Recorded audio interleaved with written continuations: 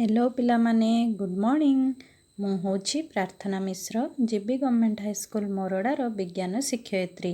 आज आम पढ़ा पेशी टिश्यू बा मसल टिश्यू विषय रे। पेशी टिश्यू साधारणतः संकोचन और प्रसारणशील। संकोचन माने कमिबा, प्रसारणशील माने बढ़िबा। तेणु यह शरीर अंग चालना पाई मुख्यतः दायी। पेशी टिश्यूर संकोचन और प्रसारण हवा फल आमे विभिन्न अंग चालन करिपारुछे। पेशी कोषगुड़िक केतेक विशेष प्रकारर संकोचनशील प्रोटीन थाए, तेणु यह संकोचनशील। एही प्रोटीन मानक द्वारा टिश्यूर संकोचन और प्रसारण घटी शरीरर गति संभव हुए। आम शरीर में 3 प्रकार पेशी कोष रही है, यथा रेखित, अरेखित आउ हृत्पेशी। प्रथमे आमे रेखित पेशी बा ताको इंग्लिश रे कहउचंती स्ट्रिएटेड मसल। आम शरीर अधिकांश पेशी आम निज इच्छा रे चालित हुए। आम इच्छा उपरे आम हाथ आ गोड़र पेशीर गति निर्भर करे। अच्छा, आमे जेतेबेले हाथ आ गोड़ चलेइबाकू चाहिबा चलेइ परिबा। जेतेबेले आमे हाथ गोड़ चलेया पई इच्छा करिबा नाही, कौनसी स्थान रे बसी जिबा बा सोई पड़िबा, ताहले आम हाथ गोड़ आम इच्छा अनुजाई आउ चालना करि परिबे नाही। तो एही बड़ी पेशी को ऐच्छिक पेशी बा वॉल्यूंटरी मसल कहा जाए। जो पेशी को आमे निज इच्छा अनुसार चालना करि परिबा सेही पेशी माननकू ऐच्छिक पेशी बा वॉल्यूंटरी मसल बोली कहा जाए।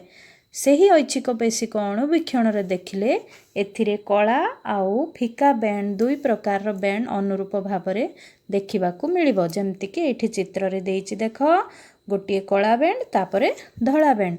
एणु एमानंकू ना दिया जाइछि रेखित पेशी। एहार कोषगुड़िक देखिबाकू लंबालिया बा सिलिंडर आकृतिर होइथांती, शाखा विहीन एवं बहुन्यष्टीय बा अनेक न्यष्टि विशिष्ट होइथांती। एही पेशी रे अनेक गुड़िए कोषगुड़िकर अनेक गुड़िए न्यष्टि थाए। एथिरे मायोफाइब्रिल नामक अनेक प्रोटीन सूक्ष्मतंतु समांतराल भावरे रही थाए। पुणी पेशी रे थिबा मायोफाइब्रिल रे मध्य सेही भली अनेक कला आउ फिका बैंड अनुरूप भावरे मध्य देखा जाए। तो एठी तुमे मने रखिबो जे रेखित पेशी रे जेउ सूक्ष्म तंतु प्रोटीन टी थाए ताकू कहा जाए मायोफाइब्रिल।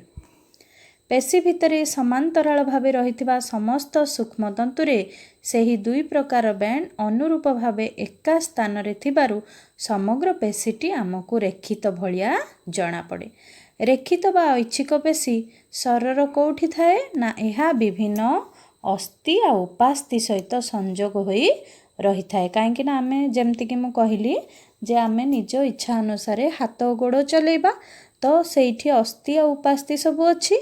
आउ रेखित पेशी सेही जगार रहीकि आम हाथ आउ गोड़ को संचालन करिबारे साहाय्य करथाए। आहुरी सेही भली अछि जिह्वा, जिह्वा को मध्य आमे निज इच्छा अनुसार निगल इत्यादि रे एही पेशी देखा जाए।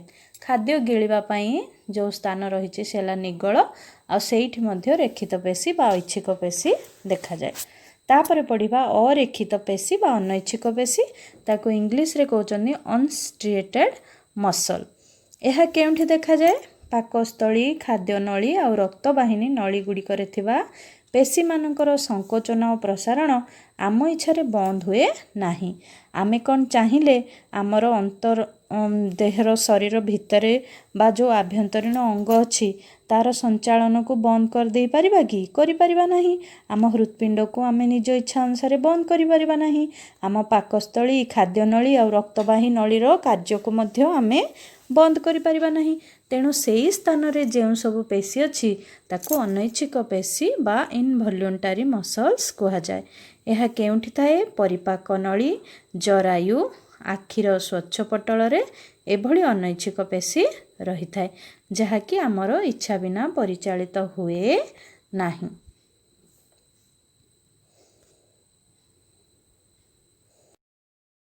अनैच्छिक पेशीर कोषगुड़िक देखिबाकू लंबा आउ यार प्रांत 2टी धीरे धीरे सरू होइथाए। प्रत्येक कोष एक न्यष्टि विशिष्ट।